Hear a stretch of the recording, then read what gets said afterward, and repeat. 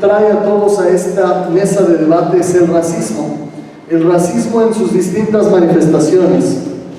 El racismo que se presenta en el día a día en ambientes culturales, en ambientes educativos y en ambientes deportivos. Quisiera empezar dándole la palabra a Leonardo para que nos platique un poco acerca de la inspiración que tuvo para llevar a cabo esta obra y el impacto que ha tenido en las sociedades y lugares donde se ha presentado. Por favor, Leonardo, adelante. Bueno, buenas noches a todos otra vez. Hay una frase de un escritor argentino y guionista ahora de cine, Eduardo Sacheri, que dice que a aquellas personas que aducen que el fútbol no tiene nada que ver con la vida de la gente, que el fútbol es algo menor. Eduardo Sacheri dice que no sabe cuánto sabe de la vida de esa gente, pero de algo que está seguro es que del fútbol no saben nada. Porque créanme que en Argentina, como también en México, el fútbol es una parte fundamental ya de la sociedad, del acervo cultural argentino. Y en este sentido, yo como amante del fútbol en particular y de su cultura bien entendida, de una cultura que en Argentina supimos tener de estadios llenos, de abuelos, padres e hijos y mujeres en los estadios, de ambas parcialidades, de llorar de emoción y llorar de tristeza, y ese fútbol hace tiempo que en mi país ya no se vive.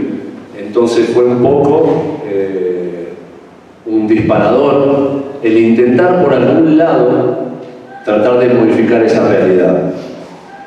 Además, me he encontrado en los últimos años trabajando de voluntario en el Museo del Holocausto, y en este sentido también había notado yo que por lo menos en Buenos Aires el interés por la Shoah estaba cerrado más bien solo a la comunidad y no tanto a los jóvenes ni siquiera de la comunidad ni fuera. Fue así como presenté el proyecto en el museo, y ante un desconocimiento del director del museo, que no es tan futbolero, pero que me preguntaba ¿cómo vas a vincular la Shoah con el fútbol?, le pedí que me diera un año y medio, porque yo en mi cabeza ya tenía historias, pero quería llegar a conseguir más, y que me diera un tiempito que yo lo iba a poder hacer. A partir de ahí, la posibilidad de conseguir proyectos, pero como lo dije hace un ratito ahí abajo, lo que se logra con este proyecto es plantar esa pequeña semilla de la conciencia colectiva de que hay cosas que han pasado en la historia hace 80 años, pero que en algún punto vuelven a suceder. Nosotros como argentinos lo vivimos desde la violencia, en el deporte, en el fútbol.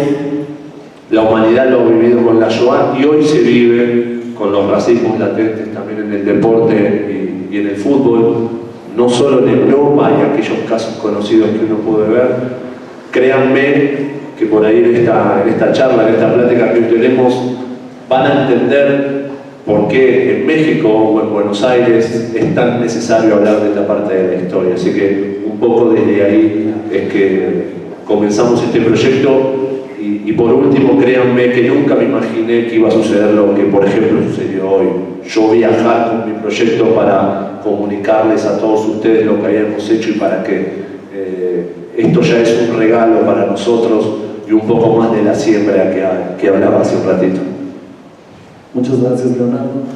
Alberto, en la misma línea de la pregunta de Leonardo, tú te dedicas al mundo del deporte, pero además del mundo del deporte estás muy involucrado en la parte de la historia, en la parte de la cultura. ¿Cómo es que decides darle ese tono especial, ese matiz? ¿Desde cuándo? Y platícanos un poquito a la gente que nos acompaña el día de hoy, ¿qué es eso que has hecho tú en especial de relacionar el deporte con la historia, con la cultura, para que podamos conocer un poco de ese trabajo? Bienvenido. Muchas gracias. Buenas noches.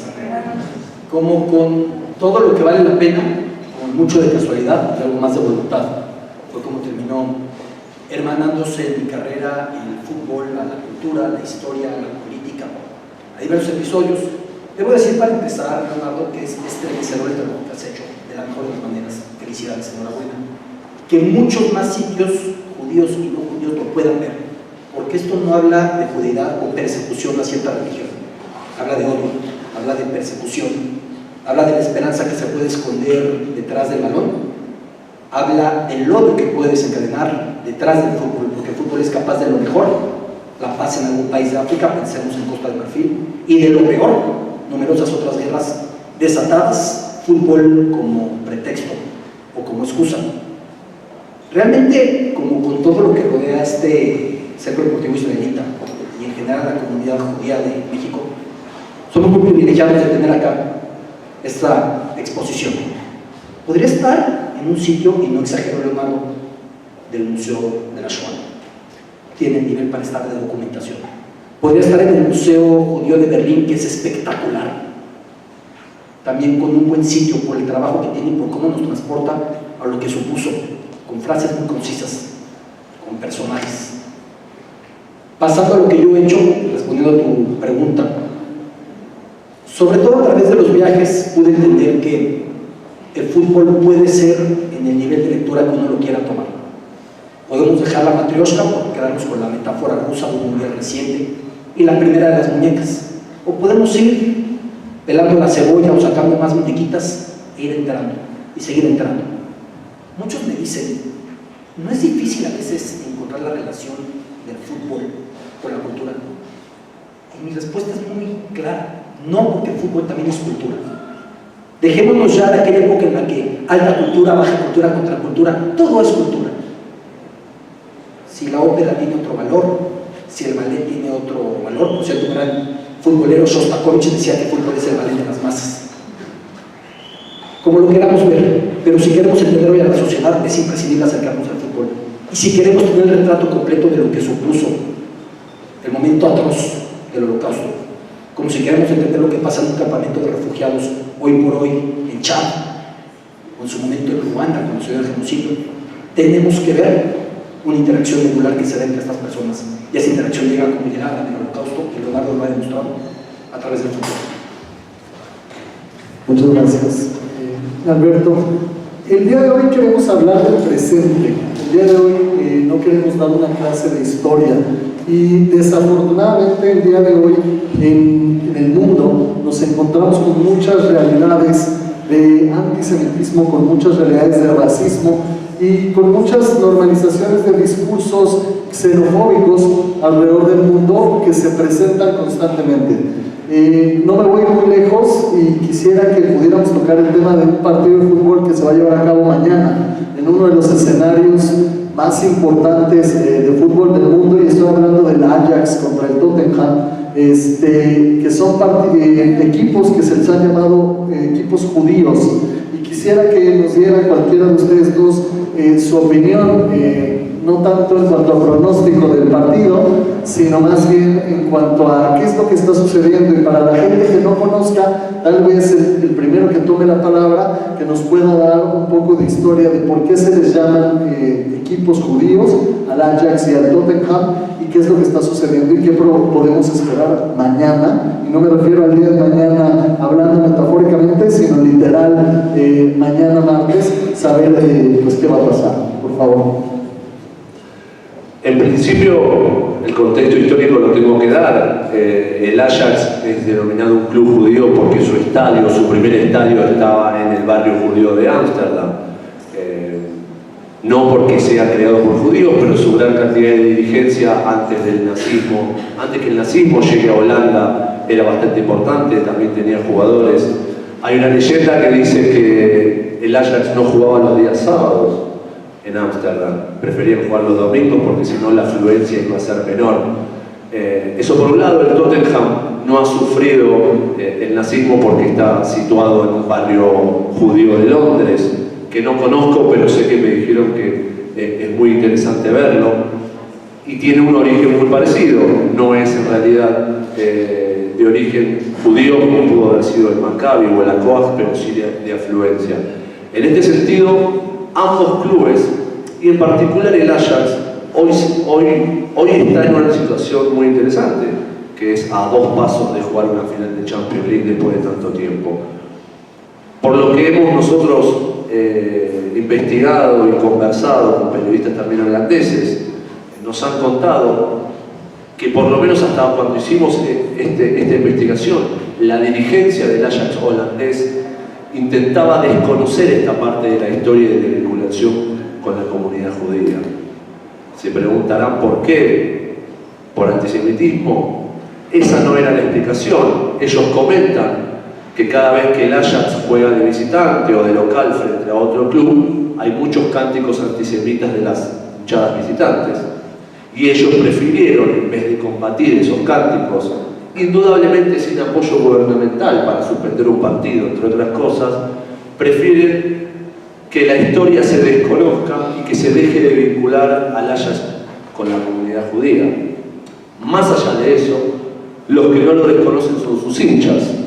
Ustedes van a buscar y van a encontrar en las redes sociales, en YouTube, cánticos de la hinchada del Ajax, los últimos partidos, porque ya estaban fervorosos por haber pasado a la semifinal cantando el Habanaguila, entre otras cosas, en las tribunas.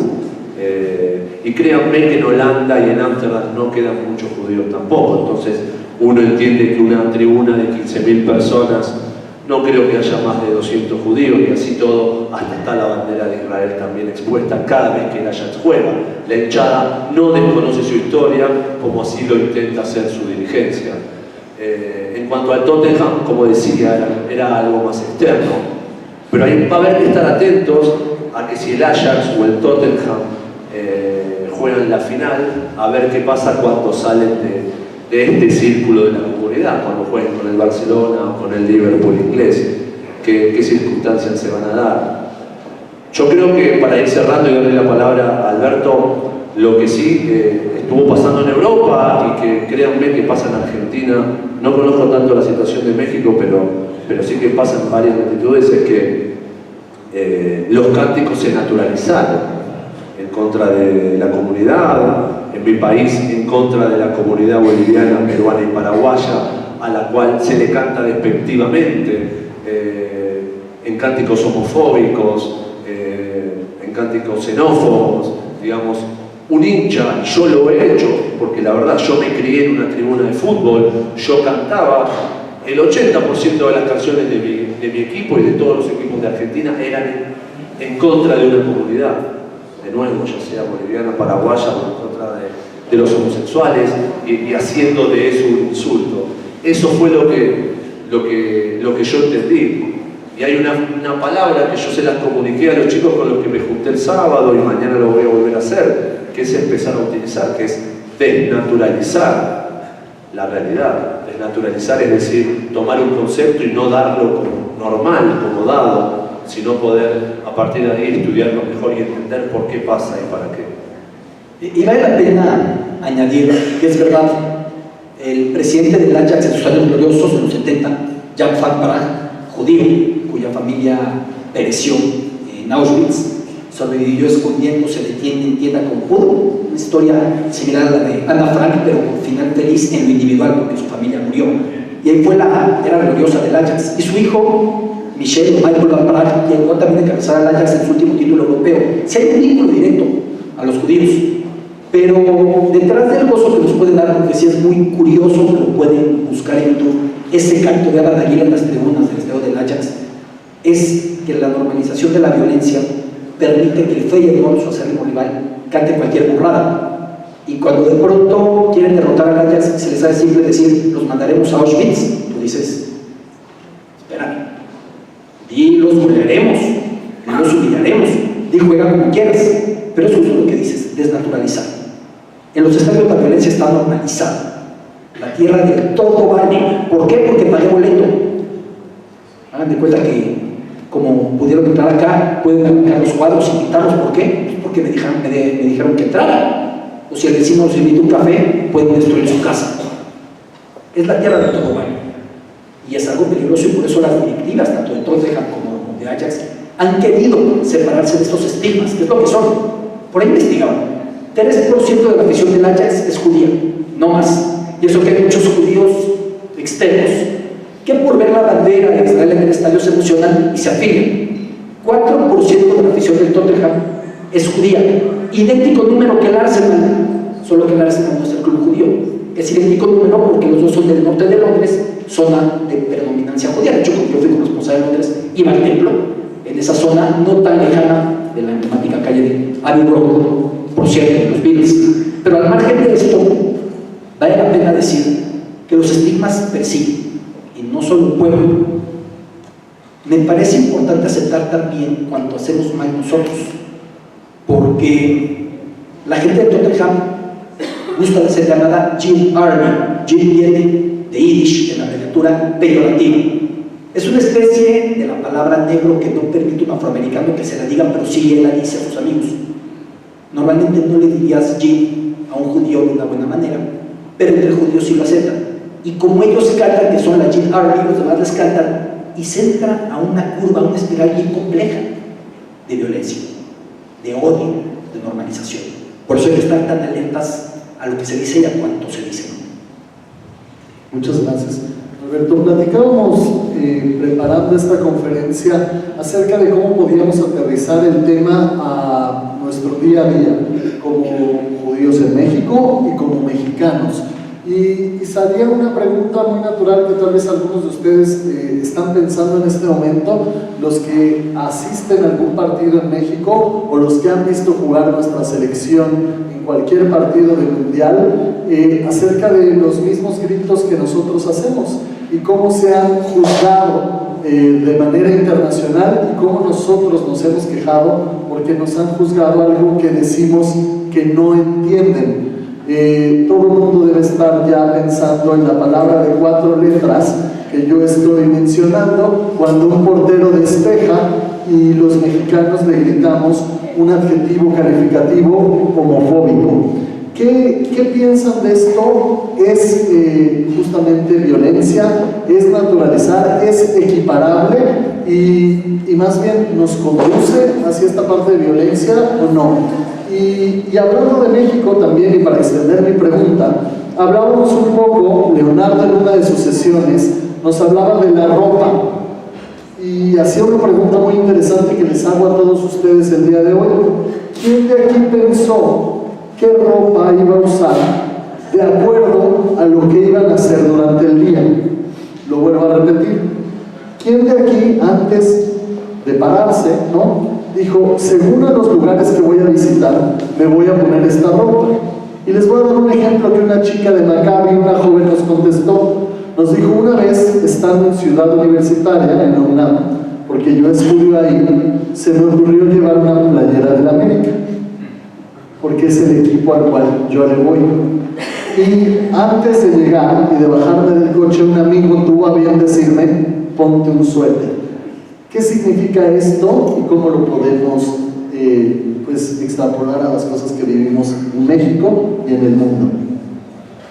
Bueno, antes quiero hacer un aporte con lo que decía tú, Alberto, y tiene que ver con que, no sé si allá en México les pasó, pero yo me eduqué en una escuela pública en Buenos Aires, y cuando a mí se me ocurría insultar o tirar una tiza, la maestra me decía, eso ve a hacerlo al estadio, aquí no. Acá también pasaba lo mismo. Bueno, a mí me pasaba, fíjense desde dónde la educación mal entendida nos hacía entender justamente que en la cancha se podía hacer todo. Eso con respecto a lo que decías tú, Alberto. Después con lo que decía Yakov, forma parte de las naturalizaciones. ¿Sí? En Argentina se da mucho más gravemente porque los clubes de fútbol están divididos por colonias, por lo que nosotros llamamos barrios. ¿Sí? No es lo mismo estar en el barrio de Boca Juniors que en el barrio de River. Y créanme que a nosotros nos pasa, atravesar la capital federal nos hace pensar en qué camiseta vamos a llevar ese día, porque si pasamos por el barrio de Boca, mejor no llevar la de San Lorenzo, mi club, o la de River, y viceversa lo mismo.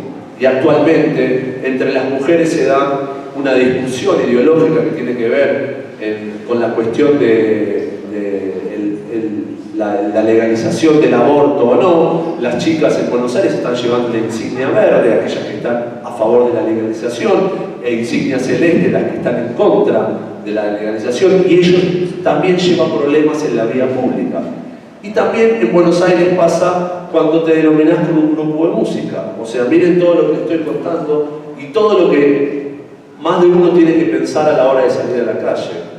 En el caso del antisemitismo no se da tanto, pero sí nos pasa de la posibilidad de decir, si yo, por ejemplo, tengo una cadenita como Marín David, pienso a dónde voy a ir, porque de repente si me para la policía puedo llegar a tener mayor problema que una persona que no tenga ese distintivo colgado. Pero de nuevo, es naturalizar la cuestión de no me voy a poner esta pilcha porque algo me puede pasar. Yo lo que le digo a todo el mundo es, obviamente, no vengo con el mensaje de que no les importe nada y que se pongan la camiseta de la América cerca de la UNAM. No les estoy diciendo eso. Lo que sí, el mensaje que queremos bajar desde nuestro proyecto es, pongámonos a pensar que eso no está bien. Con que sepamos que eso no está bien y que no es normal de la convivencia del ser humano, ya con eso habremos avanzado un poco. Pero lo importante es dejar de lado la posibilidad de que pasa porque pasa, y si me sucede algo es porque me sucede algo. Bueno, Alberto, y también si lo pudieras tú complementar, ahora que mencionabas que estuviste viviendo en Inglaterra, pues ahí se presenta muchísima violencia también entre los hinchas, como dice Leonardo, que nos vas a platicar también un poco al respecto, contestando la primera pregunta, como mexicano también acerca de este grito, por favor. Claro, Jacob. A ver, como todo insulto mexicano, el que se le suele gritar al portero tiene 1.000.000 de significados. Es una realidad. No todo el que va por la vida diciendo puto estás incurriendo en una ofensa de carácter homofóbico. Puede ser una manera de referirse al tráfico, algo que no te funcionó, alguien que quieres mucho. Pero eso no normaliza. Eso no hace que las cosas tengan un sentido más aceptable.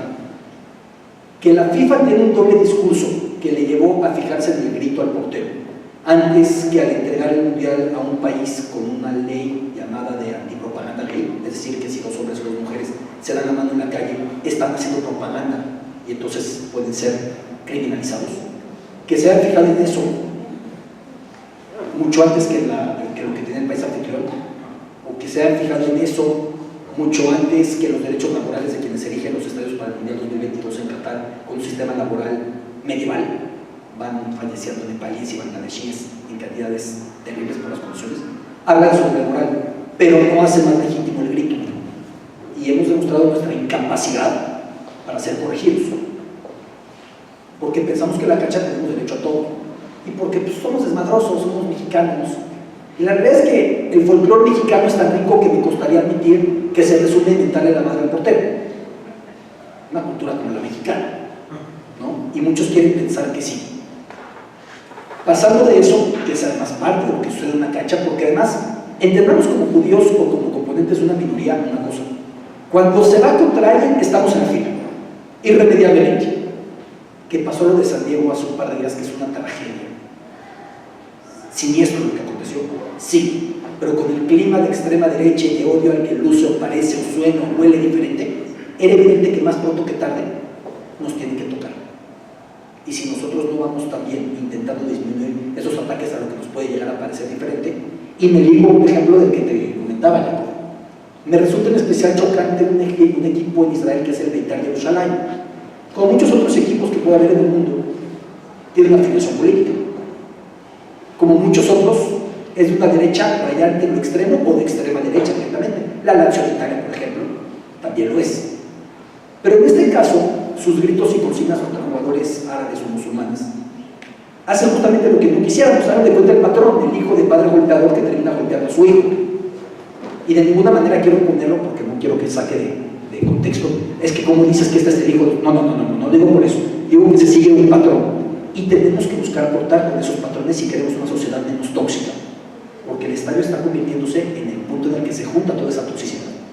En Inglaterra lograron que los estadios ahora, que me lo pregunta Jacob, no se haya un punto de la confrontación con un soberbio trabajo a raíz de las tragedias de los años 80. La de Heysel por hooliganismo, la de Hillsborough por negligencia policial. Pero la violencia sí, y yo la vi en la calle, y yo la vi en las plazas, y yo la vi en el metro. Vi gente de Chelsea acosando auténticamente a un muchacho por tener apariencia de ser de la India o de Pakistán, de Asia Central, acosándolo, gritándolo, empujándolo, y el muchacho tuvo que bajarse en la siguiente estación y ver abajo, en la civilizada Inglaterra, en la polite Inglaterra. Entonces la violencia es simple.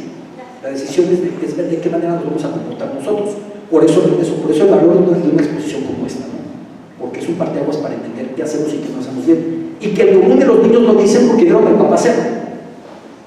El papá está viendo el partido, se le hizo Zimmer a México, Nigeria y gritó algo contra un negro. Ay, yo cómo voy a ser racista, tú ya sabes que hasta tengo amigos. No. Estamos normalizando un discurso, estamos haciendo que prolifere un ejemplo. Y con el grito, si cierro la pregunta, es parte de lo que estamos promoviendo. Sí es importante, me parece fundamental, regresarnos un poco en la historia, aunque hablemos hoy del racismo, y entender qué nos conduce a estos actos, ¿no? Lo que platicábamos nosotros previamente era hablar un poquito del Mundial de Mussolini. Ahorita menciona, Alberto dice, los refinados ingleses. Nosotros tenemos esta concepción europea como gente muy educada, sin embargo fue ahí donde se dieron a cabo ciertos hechos pues muy trágicos, ¿no? En los Olímpicos de Hitler, donde todos recordamos con tristeza el atentado contra los deportistas israelíes, y bueno, también hablar un poquito del mismo nazismo, ¿no? De qué es lo que podemos rescatar de eso, con la intención de que no vuelva a pasar, y con la intención de entender. Ahorita menciona, y lo quiero rescatar un poco, Alberto, porque lo dijo muy rápido, pero si no el evento más importante del mundo, uno de los 3 eventos más importantes del mundo, que es el Mundial de la FIFA, en un país como Rusia, con una falta de derechos humanos, un gap, una brecha enorme, y ni se diga el que viene en Qatar, que menciona ahora los derechos de la gente que lo construye, pero el primer derecho que nos viene a la mayoría de las personas es el derecho de equidad y de género entre hombres y mujeres, y lo que no les permiten realizar allá. Entonces, a mí sí me gustaría, si nos permiten, Alberto, Leonardo, si nos comparten con la audiencia el día de hoy, un poquito del pasado, de qué sucedió y cómo eso nos impacta el día de hoy.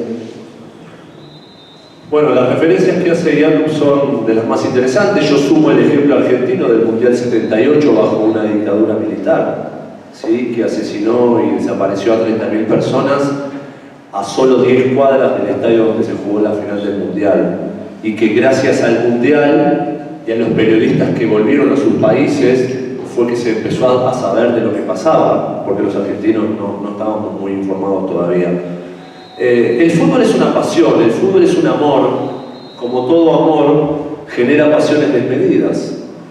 Esas pasiones desmedidas son utilizadas por los políticos, por los gobiernos, y ya desde el año 34 en Italia por Mussolini fue utilizado, y ya fue utilizado por la FIFA para quedar bien con el fascismo, que era, entre comillas, moda en aquel momento.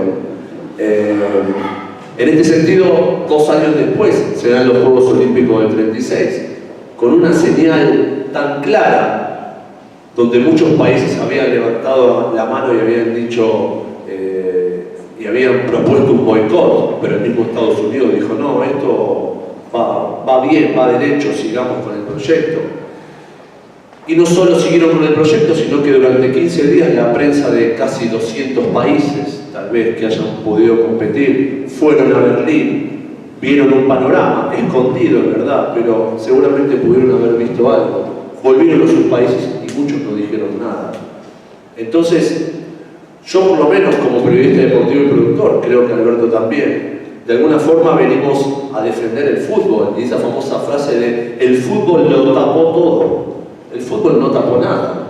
Fueron los gobiernos que utilizaron el fútbol para tapar todo.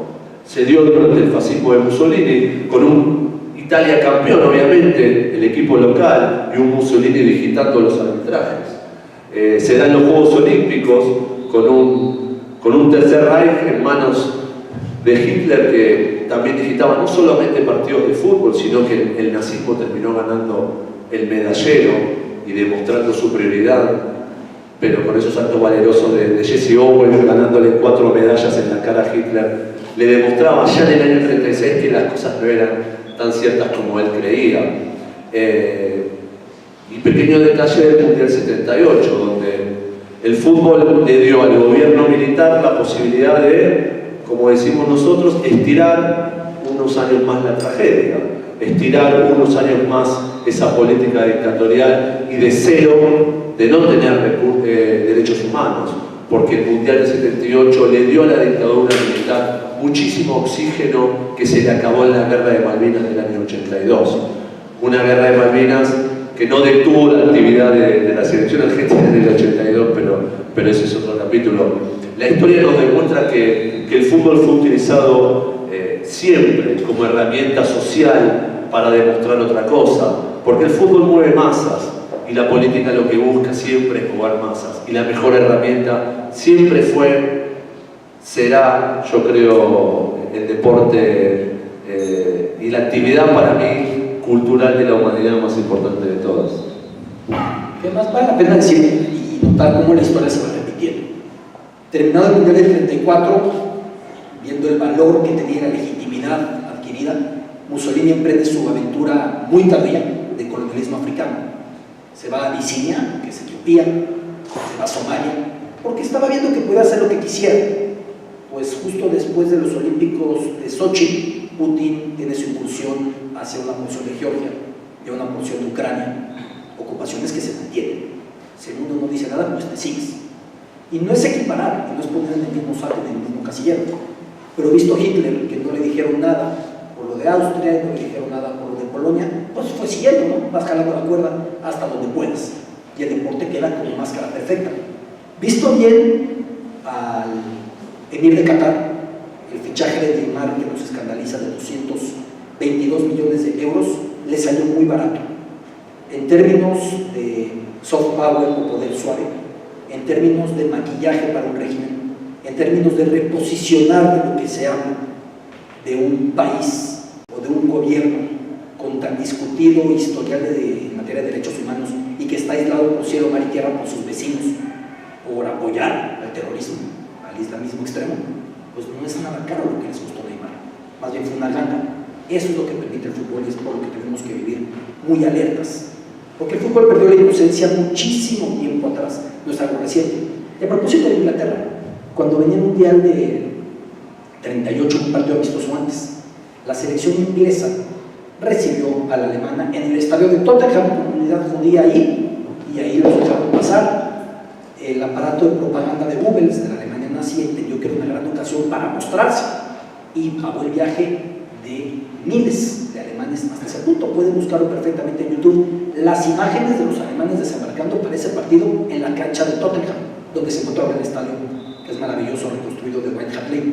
Bueno, Inglaterra devuelve la visita y pensando Chamberlain que no diciéndole nada al tirano lo iba a tener tranquilo, los jugadores ingleses pasan el momento más humillante en la historia del deporte británico, que es hacer el saludo nazi los 11 antes de un partido en plena Alemania para quedar bien con Hitler. Pues seguramente si hacemos eso no pasa nada, y está muy claro que esas concesiones terminan costando muy caras. Un nombre, hablando de nombres que son tan importantes, y un nombre que está en nuestra exposición, Matías. Me gustaría mucho que nos pudieran platicar acerca de Matías y por qué juega un rol tan importante en esta muestra. No fue un juego, Nosotros coincidimos con Alberto en la historia de Matías Sindelar, un jugador nacido en República Checa, en Checoslovaquia en aquel momento, nacionalizado austríaco, un hombre que no era judío, pero que así todo se negó a jugar para Hitler. ¿En qué contexto? Él jugaba para la selección austríaca, tal vez de las mejores de la década del 30, junto a la húngara, a la italiana y tal vez la inglesa en Europa, y jugaba en el que posiblemente también era el mejor equipo de Europa, el Austria Viena en aquel momento, que le ganaba partidos de playoff a equipos como el Inter de Milán o a equipos ingleses.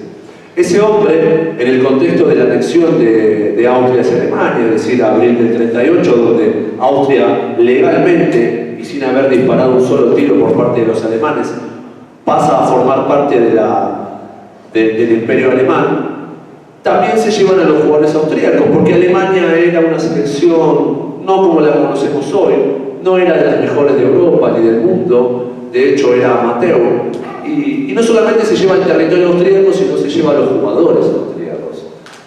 Y muchos jugadores pasaron a formar parte de la selección alemana en el Mundial del 38 en Francia. un mundial que, dicho sea de paso, tenía que haber pertenecido al continente americano, posiblemente México, posiblemente Argentina, pero la FIFA prefirió dárselo a Francia y quedar bien con Europa. En ese contexto, Matías Sindelar levanta la mano y dice: yo no voy a participar de este circo, sé que soy el mejor jugador, pero no quiero jugar para Hitler. Prefiero quedarme afuera de que él posiblemente sea mi último mundial, porque ya Matías Sindelar ya había entrado en años y estaba en el ocaso de su carrera. La historia cuenta que 6 meses después aparece muerto en su departamento en pleno enero, con mucho frío, con algunos dicen escape de monóxido de gas, de monóxido de carbono, es decir, gas, o suicidado, o asesinado, vaya a saber uno. Matías Sindelar era el Mozart del fútbol y la persona más popular de Austria en aquellos momentos. Pero lo que demuestra con su valor es aquel hombre que ya, vislumbrando lo que era el nazismo, sin haber entrado todavía en la Segunda Guerra Mundial, ya entendía que no se podía ser parte de ese circo y pagó con su vida su negativa de jugar para el Reich. Es un personaje entrañable. Le decían del papier, el hombre de papel, por lo quebradizo que parecía, por los dribles que hacía. Me encanta su apodo, el Mozart del fútbol. Verdaderamente hacía sinfonías con la pelota. Era un tipo de principios. Vale la pena añadir, y esto lo tiene muy bien reflejado Leonardo en la exposición, que en los clubes catalogados por el aparato nazi como judíos, los Judenklub, el Austria de Viena era de los más judíos, el Bayern Múnich también, el Borussia Dortmund también. Pero el caso de la Austria de Viena era paradigmático, porque se daba el Anschluss y de repente Alemania le daba demasiados judíos. Iba solucionando, entre comillas, de la peor manera, el problema con sus propios judíos y veía que allá donde se expandía iba adquiriendo más judíos. Y la comunidad vienesa siempre ha sido muy relevante. Pensemos en Freud, para no ir muy lejos. Pensemos en la cantidad de pintores, pensemos en la cantidad de filósofos y en lo que ha representado esa cultura, esa comunidad judía vienesa, o lo que quedó de ella. Y en este club judío, evidentemente había muchos directivos de esta religión y algunos jugadores. Sindelar, que se sepa, no lo era, y los testimonios dan a entender que no lo era, pero sí que tenían vínculos permanentes con judíos. Y si es un hecho que cuando se da el Anschluss, deciden realizar un partido entre Alemania y Austria llamado el partido de la reconciliación o de la conciliación, dando a entender que era el último que jugaban separadas para ya después integrarse en una selección dirigida evidentemente por Sepp Herberger, que dirigía a la selección alemana. Y en ese momento, cuando Austria recibe la indicación de que tiene que empatar con Alemania para que la reconciliación sea completa, Sindelar dice no. Y Austria no solo gana, sino que va y le hace un bailecito al palco de dignatarios nazis, diciéndoles: a mí no me someten. Lo simple para los nazis fue decir: ah, pues es que es judío. Puede existir un área con principios, que además tenía algo eslavo, como bien dices, él venía una criatura del centro de Europa, muy propia de esa época, muy del imperio austrohúngaro. Y después, cuando ya tiene que jugar para Alemania, se niega a ir. Y finalmente yo hice un reportaje, le contaba a Leonardo, yendo al departamento en el que él muere en Viena, o se suicidan, o fingen que se suicidan. Es claro que la Gestapo lo hostigaba, porque él tenía que jugar para Alemania, Alemania lo necesitaba para ser campeona del mundo. Decía Hitler: si ya fue campeona de Italia de Mussolini, pues ahora nos toca a nosotros. Tanto decir que somos superiores para que nos salgan goleando, pues no hace sentido. Y estuve en ese departamento y recorrí sus puntos hasta llegar al cementerio de Viena, en el que cerca de las tumbas de los grandes músicos austriacos aparece la suya como un futbolista, y es una experiencia muy fuerte por todo lo que él representó, con muchas dudas todavía por delante, pero entendiendo que fue alguien muy cercano a los círculos judíos de Viena y que no necesariamente tuvo que ser judío para tener esos valores en la época en la que los valores dejaron de existir. Yo me deleité unos cuantos años al hablar de las Olimpiadas de Múnich, cuando en el 72 sucede este atentado para los atletas israelíes. Pero tomando eso de la mano, que es Europa, yo quisiera conectar un poquito con la gente que está el día de hoy, hablando de algo que hace unos pocos años nos parecía completamente imposible y hoy en día es una triste realidad. Hace unos años uno nunca hubiera pensado que ir a Europa era peligroso, que viajar y estar de vacaciones en París, en Londres, en Madrid, podría ser algo grave por temas de racismo. ¿Y por qué lo relaciono? Porque el terrorismo no es más que una expresión distinta, xenófoba, que ataca a las personas que son distintas por una ideología y que toma la violencia a unos extremos muy grandes para atacar a las personas. Quisiera, Alberto, aprovechando que tú has sido una persona, uno, que ha viajado mucho por el mundo, que has vivido en muchos distintos países, y dos, que si ustedes no lo saben, pues es políglota, habla más de 7 idiomas, lo cual me parece algo bastante positivo de destacar y la verdad de mucho reconocimiento. Que nos platiques un poquito de esa violencia hoy en Europa y cómo se traduce aquí en el mundo. Y para ir cerrando un poco este espacio, irnos acercando al ¿qué hago yo como persona? ¿Qué impacto tengo yo? ¿Qué responsabilidad puedo tener yo? ¿Y cómo nosotros nos podemos involucrar? La mejor frase que yo encuentro para entender a la Europa en la que me tocó ser corresponsal, que iba a salir de mi adolescencia cuando llegué allá, pues era de Paul Auster, que es Europa, es el milagro que aprendió en el fútbol a odiarse sin destrozarse. Pues iban al estadio, se gritan de todo, si acaso vuelan unas sillas y unos tarros de cerveza, lo cual tampoco es que esté bien, pero dejaron de haber guerras. Pero esa Europa quedó atrás, desafortunadamente, ¿no? La guerra de los Balcanes fue una muestra, porque además fue étnica y fue religiosa y fue un resumen de odios muy fuertes. Y es una Europa que todavía no aprende a hacer una y a hacer muchas. Y hoy con el influjo de muchas migraciones, de muchos refugiados que van huyendo justamente de lo que quienes les discriminan critican. O sea, el refugiado normalmente va huyendo del radicalismo islámico o del radicalismo de cualquier tipo. Y llegan y son estigmatizados como si ellos mismos fueran radicales de otra manera. Pero sigue habiendo en esa Europa mucho de ejemplar, creo yo. Con todo y que hay puntos de temor y con todo y que la tragedia regresa a lugares que jamás lo sospecharon, incluso en los escandinavos, creo que sigue siendo un lugar en el que podemos encontrar esos valores de igualdad que tanto le costó a la comunidad judía adquirir, pasando por una Edad Media y pasando por episodios muy complicados, fuera de Inquisición, fuera de a lo que nos refiramos en el Holocausto. Creo que sigue siendo un lugar del cual tenemos mucho que aprender. Y empezando por las medidas que se pretenden tomar en algunos países. En Alemania, el Borussia Dortmund, por razones obvias, ya explicamos que era el club judío y Leonardo lo muestra a cabalidad. En algún momento la afición del Dortmund vio una penetración de aficionados neonazis. En otros puntos de Alemania hubieran hecho como que no veían. Y el Borussia Dortmund lo cortó de lleno, entendiendo también sus antepasados. Y entendiendo lo que el Borussia Dortmund alguna vez vivió, y esa foto es en exposición del campo de fútbol convertido en un campo de concentración. Es increíble como esos campos, sea en Chile con el Estadio Nacional, sea en Argentina con muchos escenarios, sea en Brasil con el Estadio de Niterói. Siempre el estadio, por su condición de estar cerrado, sirve para juntar gente. Y eso hace que sirva para propósitos de segregación y para posterior tortura o exterminio eventualmente, no en la peor de las tragedias. Pero por eso creo yo que en Europa podemos encontrar muchos ejemplos muy positivos, así como en Italia, no lo sé tan a menudo en Italia. Hoy hay un caso de Moise Kean, este delantero de la Juventus, que no solamente ha sido repudiado en las gradas, sino que su compañero Leonardo Bonucci la última vez dijo, es que él también tuvo la culpa. Pues ¿la culpa de qué? ¿De tener un color de piel? ¿De no dejarse? ¿De qué? Otra vez regresamos a lo que es no querer ver las cosas como son. Alberto, para finalizar, tú vas a ser papá en unos días. Sí.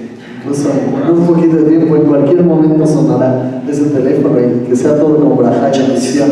Tenemos muchos padres aquí y los hijos van al estadio de la mano de los papás. ¿Cómo debe ser este acercamiento? ¿Qué podrías tú decir desde la parte estudiada, desde la parte profesional, desde la parte cultural y, si es posible, muy aterrizada? Yo siempre trato de compartir mensajes. A veces hablamos del mundo en rosa cuando vemos la exposición, en el sentido de decir, bueno, pues si se pudiera haber hecho, o si pudiéramos decirles a todos, no griten, por favor, ahorita va a despejar el portero, no griten. No es así, pero sí podemos hacer un cambio en nuestra casa. ¿Por dónde iría este mensaje para finalizar? Yo no me sentiría acreditado para decirle a cada cual qué es lo que tiene que hacer, ¿no? Pero dicho eso, creo que es muy importante entender cómo estamos educando y qué ejemplo vamos dando y que haya un acto de coherencia. Sobre todo cuando pertenecemos a una minoría que para colmo ha sido recurrentemente perseguida. Por lo que haga uno será juzgado el resto. Cuando hace algo una persona que compone una mayoría, no se dan señas de que pertenece a esa mayoría. O quiero ver que digan, es que el tiroteo fue un estadounidense blanco. Pues no. Pero como sea un afroamericano, o un latino, o un judío, o un musulmán, por supuesto que les timera. Eso obliga a que seamos muy cuidadosos de la manera en la que nos conducimos. ¿La discreción es relevante? Sí, pero ser discreto tampoco significa ser opaco. No tienes que esconder nada. Tienes derecho a ir por la vida con orgullo a lo que perteneces y entendiendo que puede ser una y dos cosas. Creo que la comunidad judía mexicana ha aprendido espléndida y ejemplarmente a ser judíos y a ser mexicanos, hacer que convivan estas dos realidades que no tienen por qué contraponerse. Es como cuando alguien dice, esto es azul o está caliente, pues perfectamente puede ser azul y estar caliente. Somos judíos, somos mexicanos y una cosa puede suplir a la otra, evidentemente, y no por ser muy azul tendrá que ya ser frío. Creo que es parte de la educación que tendremos que dar y ante todo tolerancia. No podemos pedirla si no vamos por la vida brindando, creo. Muchas gracias, Roberto. Y para finalizar, pues quisiera darle la palabra a Leonardo. Leonardo, yo rescato, además de pues, todo el aprendizaje, esta parte que mencionaba en la inauguración de innovación y de pasión. Leonardo, de su pasión, innova y hace algo que conecta y trasciende fronteras. Primero que nada, en nombre de todos aquí en México, muchas gracias y muchas felicidades. Y segundo, a mí me dio un tip y yo lo quiero compartir y te quiero pedir otro, por eso te lo voy a quemar, entonces vele pensando. Uno de los temas que pusieron sobre la mesa fue decir, ojo, sí somos víctimas nosotros, pero a veces también tenemos el otro rol. En Netflix, para todos los que van a llegar a casa y van a prender la televisión y reflexionar de lo que vieron hoy en día, hay un documental que se llama Forever Pure, por siempre puros, y habla de este equipo de Beitar Jerusalén y de la acción racista que tiene contra los musulmanes que quieren jugar en el equipo dentro de Jerusalén. Y todo lo que sucede alrededor de esta historia. Vale mucho la pena verlo, es algo que tenemos en casa, que podemos aprender y tener a la mano y conocer un poquito más. La invitación es para ustedes. La segunda invitación es para que traigan entonces a la exposición que va a estar 3 semanas y podamos, como bien dijo Leonardo, esas semillas regarlas y que sigan creciendo. Y la tercera, y para despedir esta conferencia, pues te doy la palabra a Leonardo, por favor. Adelante. Gracias. Para cerrar, vos ya hablaste de la palabra innovación. A mí me da un poco de calor hablar hoy en día de innovación cuando yo traje o enviamos paneles que no están en 3D o que no están en el celular. La gente me pregunta, ¿en qué página web los puedo seguir? No tenemos redes sociales donde pueden ver nuestras actividades. ¿Y hay un documental sobre esto? No lo hicimos todavía, porque justamente la innovación era envolver a cosas como las que vieron abajo, y la innovación no estaba en lo tecnológico, en lo visual, sino en la experiencia que tuve yo y que van a tener los chicos durante estos días, como lo anuncié, de ver a un chico de 10 años a los ojos, verlos cómo se sorprenden por una imagen de una persona con un traje a rayas, entender sus preguntas. Hoy recibí preguntas como ¿por qué los habían matado? Y tuve que responder de alguna forma lo más prolijo posible para un chico de 8 o hasta 6 años, no sé cuánto tenían.